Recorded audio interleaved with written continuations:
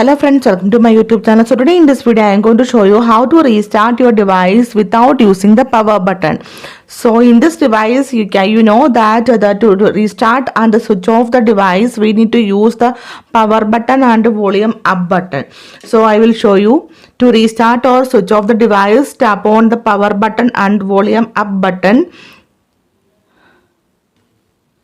Now you can see the window for restart, power off and emergency SOS. So I will show you how to restart your device without the power button. So using the accessibility shortcut menu, you can restart your phone without power button. So here is the accessibility shortcut menu. Tap on this one. So here you can see the option power.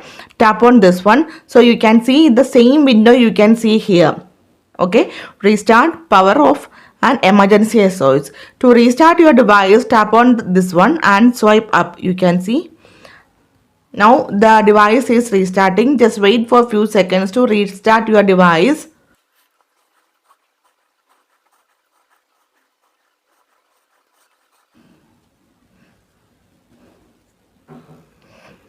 Yeah, now you can see they are asking for the password. Yeah, now the device is restarted. So without any power button, you can easily restart your device in this device. So hope you guys enjoy this video. Thank you for watching. Thank you. Bye bye.